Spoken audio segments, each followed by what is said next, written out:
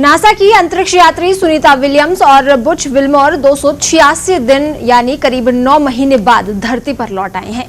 Florida के तट पर भारतीय समय के अनुसार तड़के लगभग 3:30 बजे स्पेस एक्स के ड्रैगन कैप्सूल ने समुद्र में लैंड किया।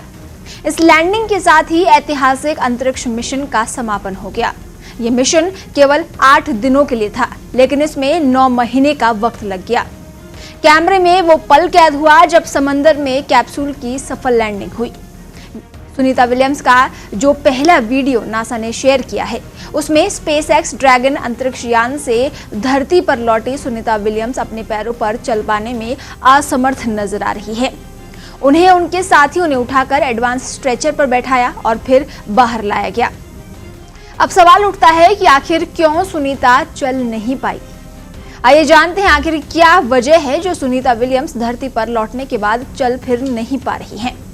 आपको बता दें कि अंतरिक्ष से धरती पर आने के बाद अंतरिक्ष यात्रियों के सामने सबसे बड़ी चुनौती पृथ्वी के गुरुत्वाकर्षण के साथ तालमेल बैठाने में होती है। स्पेस में लंबा समय बिताने के कारण एस्ट्रोनॉट्स को कई स्वास्थ्य संबंधी दिक्कतों का सामना करना पड़ता है। धरती पर लौटने पर सुनीता विलियम्स ही नहीं, उनके सहयोगी बुच भी जमीन पर अपने पैरों पर चल फिर नहीं पा रहे हैं।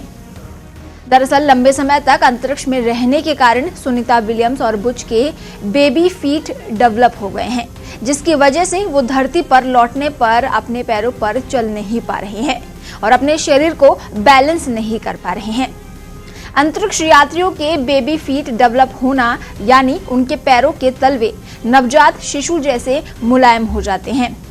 पैरों के तलवे पर चलने के लिए जुड़े रहने वाले कॉलम स्पेस में रहने के कारण खत्म हो जाते हैं, यानी पैरों के तलवे की मोटी स्किन पतली हो जाती है, वो बिल्कुल मुलायम हो जाता है।